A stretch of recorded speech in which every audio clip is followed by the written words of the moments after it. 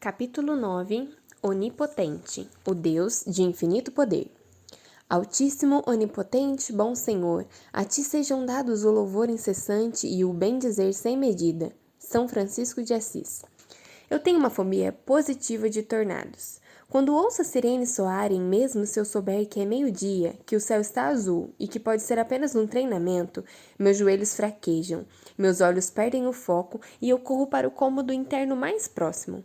Algumas primaveras tempestuosas atrás, as sirenes soaram quando eu estava no trabalho. Eu trabalho em nossa igreja, que é um antigo supermercado. Meu escritório fica no segundo andar e não se assemelha de maneira alguma a um cômodo seguro. Com o rosto pálido e segurando minha bolsa, saí correndo para o banheiro do primeiro andar, quando colidi com uma colega de trabalho caminhando calmamente na direção oposta. Talvez nós estejamos prestes a nos encontrar com Jesus, disse ela com tranquilidade. Honestamente, às vezes trabalhar em uma igreja é demais para mim. Meus bons modos me escaparam.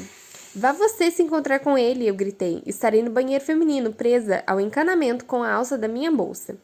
Porque o encanamento será a única coisa a ficar intacta. Eu sei disso. Ainda me lembro daquele supermercado United Grocery na rodovia Jacksboro, como se fosse ontem. Uma laje com alguns canos apontando para cima no local onde ficavam os banheiros. A manhã de terça-feira, 10 de abril de 1979, iniciou-se com qualquer outra manhã em minha cidade natal de Wichita Falls, estado do Texas, nos Estados Unidos.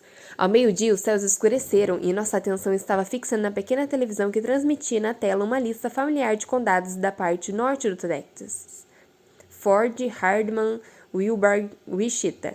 De oeste a leste, protejam-se. No fim do dia, 13 tornados diferentes haviam tocado nossa área, e uma nuvem em formato de funil com 2,5 km de largura destruiria minha cidade natal, nivelando um espaço de 13 km de comprimento. Eu estava a 4 quarteirões da destruição, distante o suficiente para ser poupada, porém perto o suficiente para ouvir o ensurdecedor trem de carga, que não era um trem de carga, e ver manchas circulares de detritos que na verdade não eram manchas. Nos dias seguintes, nós lamentamos os mortos e nos maravilhamos com os que estavam vivos. Tomamos vacina contra tétano da Cruz Vermelha e ajudamos nossos amigos a procurarem em meio ao caos por seus álbuns de fotografias e animais de estimação. Ponderamos sobre o que mais importava naquele momento e quão pouco compreendíamos sobre os porquês, os atingidos e os locais da tragédia. Aprendemos sobre poder e impotência. Apenas aborda. Por isso, não é de se surpreender que eu fique nervosa durante a passagem de um tornado, e não é de se admirar que eu sempre tenha gostado da história nos evangelhos em que Jesus desperta de um cochilo durante uma tempestade e diz à natureza que se acalme, revelando momentaneamente sua natureza divina. Ele fala e traz ordem ao caos. Seus discípulos chocados maravilharam-se. Quem é este que até os ventos e o mar lhe obedecem? Mateus 8:27. O tipo de homem que é completamente Deus, possuidor de infinito poder, onipotente, o mesmo que proferiu ordem em meio ao caos na fundação do mundo. É difícil para nós formarmos um entendimento do que envolve um poder infinito.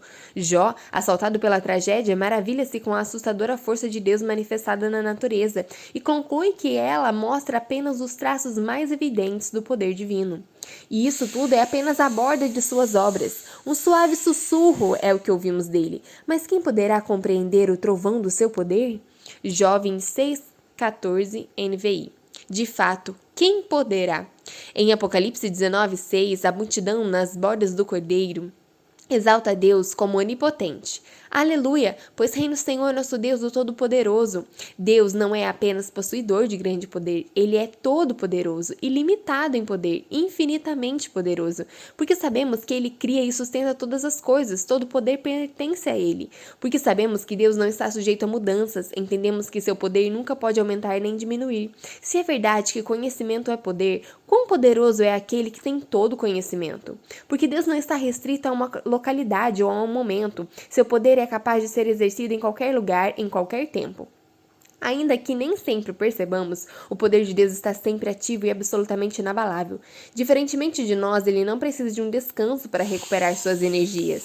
Ele não precisa dormir, nem precisa de qualquer tipo de descanso, porque ele nem se cansa, nem se fadiga, Isaías 40:28. Ele nunca precisou nem tirou um cochilo numa tarde de domingo, nem caiu no sono no meio da leitura de frases de um livro favorito. Os 6 dias da criação não consumiram nenhuma gota do seu poder.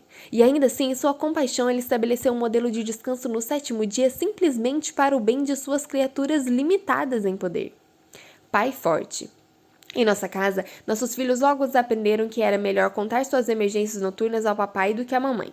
Eu tenho a tendência de não conseguir despertar ou então cair da cama de sobressalto com os olhos arregalados e completamente incoerente.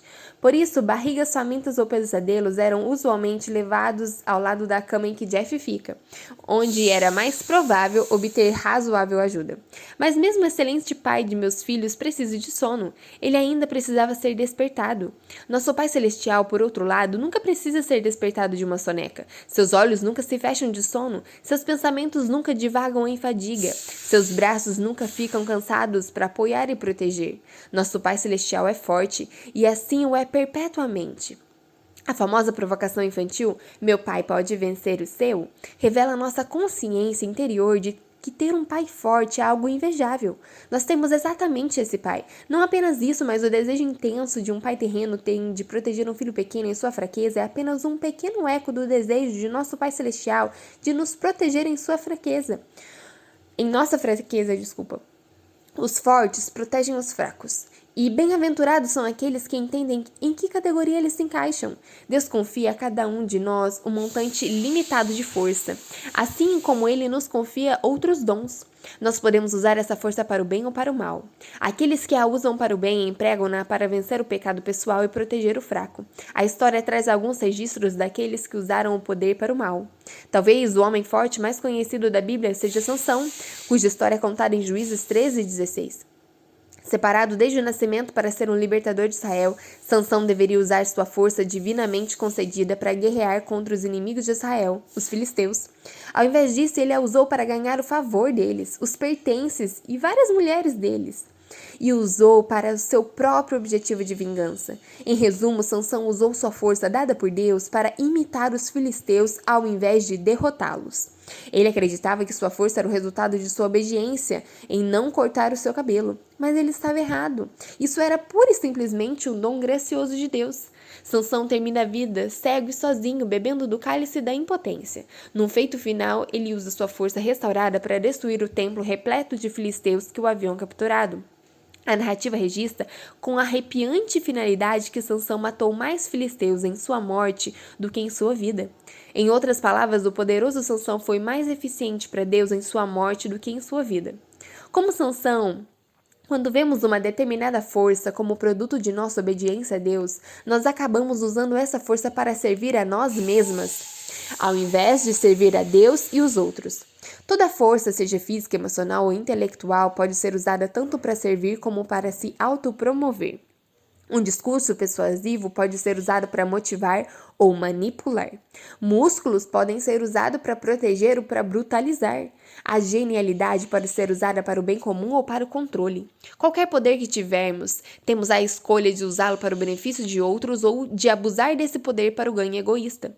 O poder faz com que nos sentamos bem. Nós nos vemos como mordomos do poder confiado a nós ou como detentoras dele. Nós iremos dispersar nosso poder para honrar a Deus ou iremos acumulá-lo e ampliá-lo a fim de imitar a onipotência? Uma discussão sobre como os humanos imitam a onipotência pode ser difícil de ser resumida. Desde a queda, cada um de nós é um agente de poder, buscando formas de usar e ampliar o poder para os nossos próprios fins. Por causa do curto espaço, vamos considerar 4 fontes mais comuns de poder que buscamos e as implicações de usá-las, seja para glorificar a si mesma ou para glorificar a Deus. Para identificar essas 4 fontes de poder, não precisamos ir muito longe. Basta olharmos para as capas de algumas revistas na fila do caixa do supermercado. Como se vê em seu registro fiel, nossa cultura concede poder ao forte, ao bonito, ao rico e ao carismático. Revista Sports Illustrated, a força física como poder. Nós derramamos glória sobre os fisicamente fortes entre nós. Eles usam anéis do Super Bowl, exibem medalhas olímpicas, endossam bebidas energéticas. Nós pagamos caro para assistirmos a eles exibindo seu poder, mas nós frequentemente passamos dos limites, entrando na idolatria da força física. Idolatria essa que filtra as massas em formas mais simples. Vemos isso na maneira como glorificamos a boa forma, mas vemos mais claramente no modo como marginalizamos aqueles que não possuem força física, os velhos, os deficientes e os que ainda estão sendo gerados. Vemos essa idolatria na forma como a violência doméstica e os crimes violentos têm como alvo predominante mulheres e crianças. A força física que louva o eu se degrada em intimidação e brutalidade. Por contraste, quando usamos nossa força física para glorificar a Deus ao invés do eu, nós protegemos os fracos em nosso meio com cada porção de energia que pudemos empregar. Mulheres, em particular, têm uma vantagem única e importante em relação ao poder físico.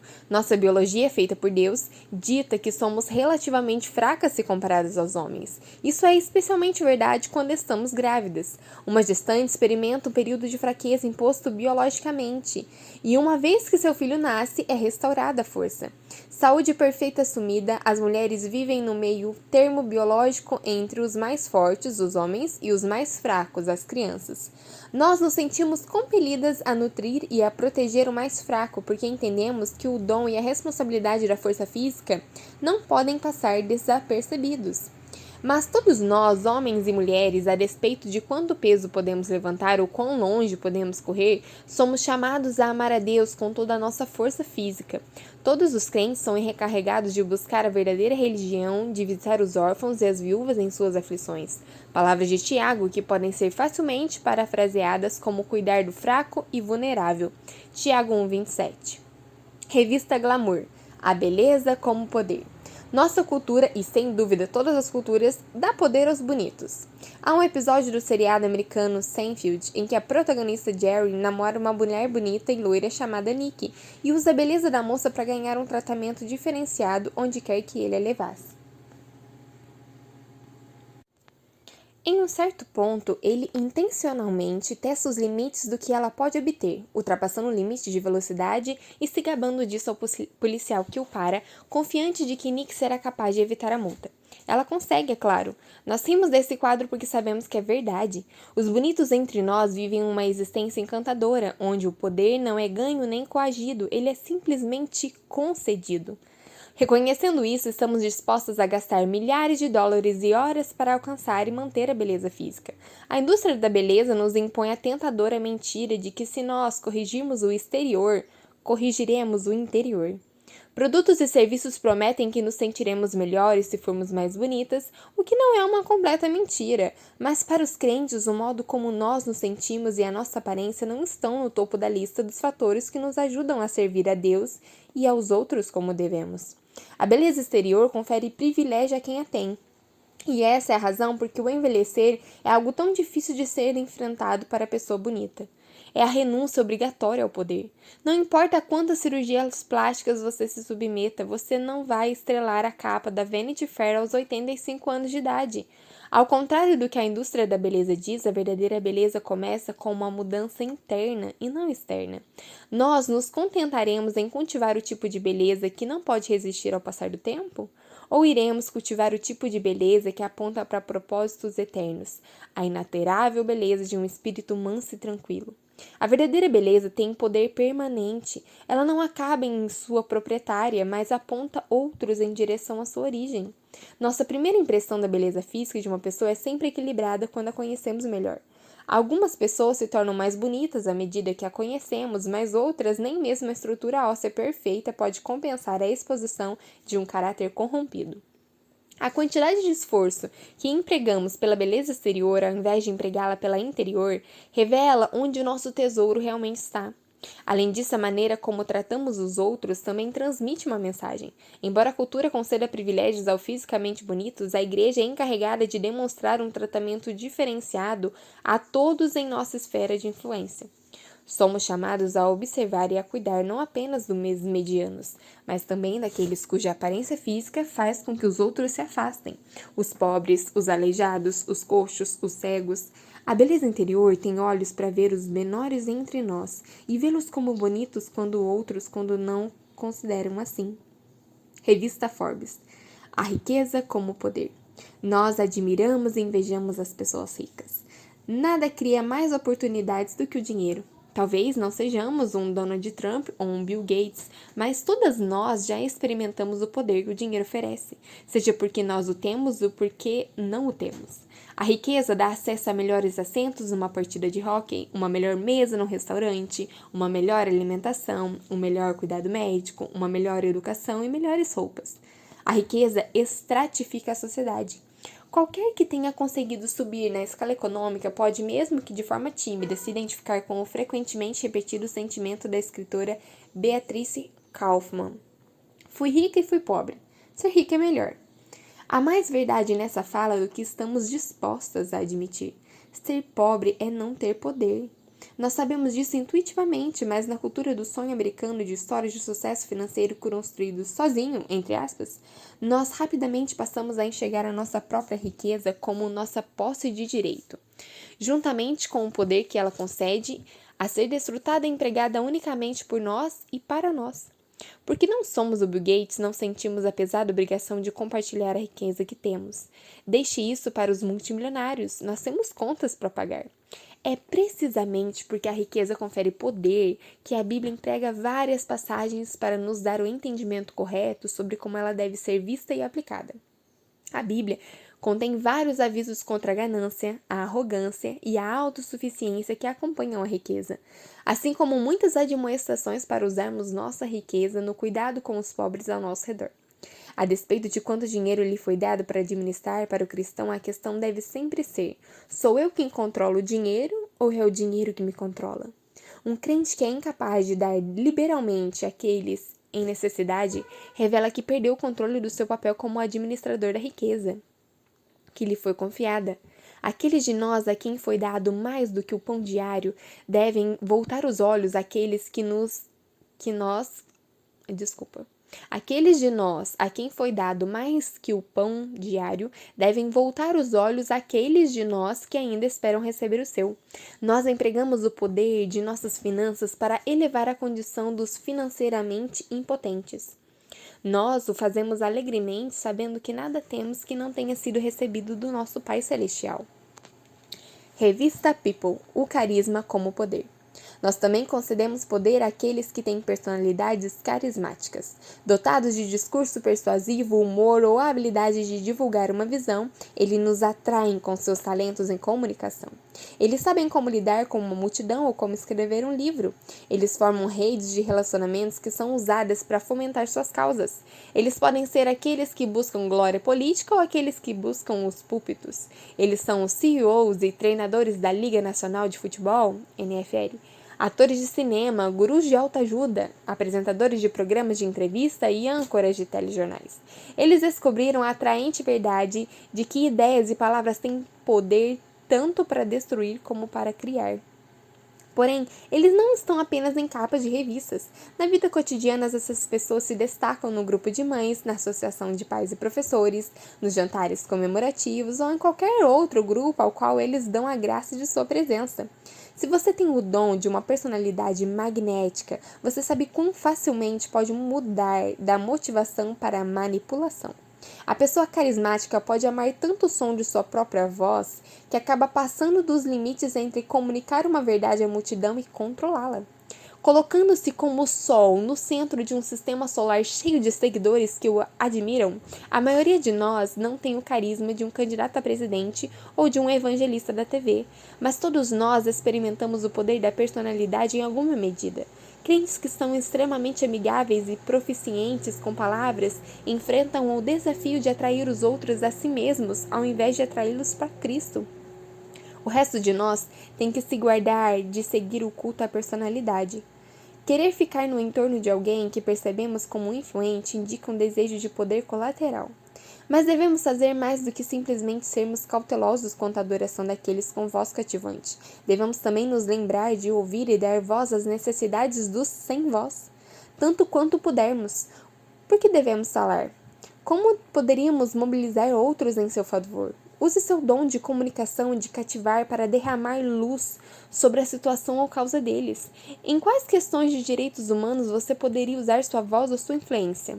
Quais direitos dos animais ou quais questões ambientais você poderia defender como mordomo da criação? Nossas palavras têm o poder da vida e da morte. Provérbios 18, 21. Quem reconhecer esse poder delegado irá utilizá-lo de maneira que gere vida aos que não têm voz. Jesus e o poder. Força física, beleza, riqueza e carisma. Essas são apenas algumas das mais óbvias fontes de poder que buscamos. Suspeitamos que aqueles que as possuem são recebedores do favor divino e que aqueles que não as possuem são objetos de desaprovação divina. Deveria ser relevante para nós que durante seu ministério terreno, Jesus não tenha impressionado nem subjugado pessoa alguma com sua força física. Nenhuma outra descrição de sua aparência é encontrada nas Escrituras além desta. Não tinha aparência nem formosura. Olhámo-lo, mas nenhuma beleza havia que nos agradasse. Isaías 53, 12. 2. Ele não possuía riquezas, nem usou dinheiro para obter privilégios, e embora seu ministério e sua mensagem tenham convencido muitas pessoas, ele escolheu o silêncio em vez do discurso persuasivo quando enfrentou seus acusadores. Jesus foi rejeitado pelos judeus em grande parte porque não usou seu poder da maneira como eles esperavam, ou como eles gostariam. Ao invés disso, sabendo que todo o poder pertencia ao seu Pai, ele caminhou em humildade entre nós, demonstrando o poder divino apenas quando ele servia ao propósito maior de seu ministério, deixando-nos um exemplo de como esse poder é melhor compreendido através do filtro da fraqueza humana. Jesus demonstrou perfeita confiança na força de seu Pai, e ainda assim aqueles milagres.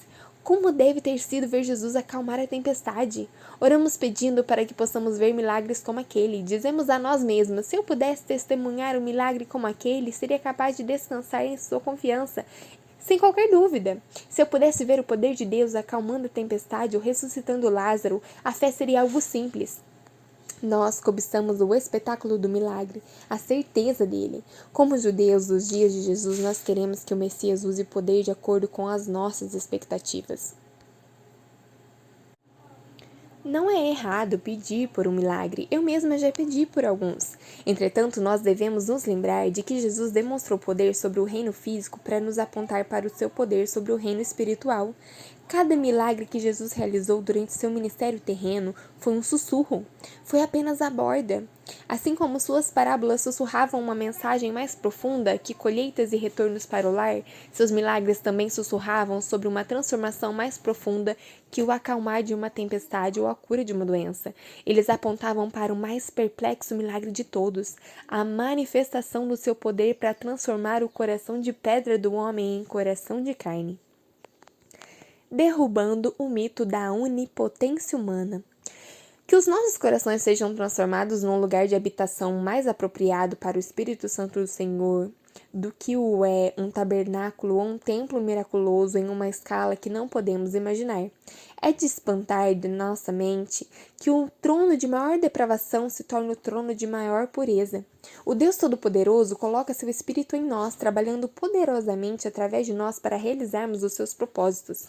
Paulo ora pelos santos para que vivam nesse poder, para que, segundo a riqueza da sua glória, vos conceda que sejais fortalecidos com poder, mediante o seu Espírito no homem interior, e assim habite Cristo no vosso coração, pela fé estando vós arraigados e alicerçados em amor, a fim de poderdes compreender com todos os santos qual é a largura, o comprimento e a altura e a profundidade, e conhecer o amor de Cristo que excede todo entendimento, para que sejais tomados de toda a plenitude de Deus.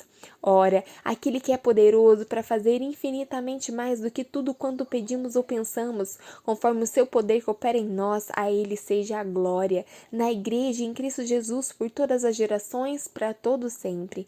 Amém. Efésios 3, 16 a 21. Seu poder está trabalhando em nós. Ele está trabalhando para nos ajudar a superar o pecado e a entender o tamanho do seu amor por nós. Nós ficamos admiradas com a manifestação do poder de Deus no mundo, mas nós estamos apropriadamente fascinadas pela verdade mais profunda para a qual ele aponta? Às vezes, preciso que meus olhos sejam abertos novamente para a maior manifestação do poder de Deus que já presenciei, a transformação do meu coração em seu lugar de habitação. Seu poder brilha em minha fraqueza, conquistando o poder do pecado em minha vida. Seu poder brilha em minha força, transformando-a de ganho egoísta em serviço humilde. Sansão pode não ter compreendido a fonte de sua força e do propósito para qual ela foi dada, mas nós podemos atentar para o seu exemplo e agir como aqueles que reconhecem o poder ilimitado do nosso Deus. A verdade do poder ilimitado de Deus poderia ser absolutamente terrível se não fosse acompanhada da verdade de sua ilimitada bondade. Ele não é um ditador. Ele, que tem todo o poder, é benevolente em sua essência. Essa é a razão por que podemos confiar de que ele é capaz de operar todas as coisas para o nosso bem.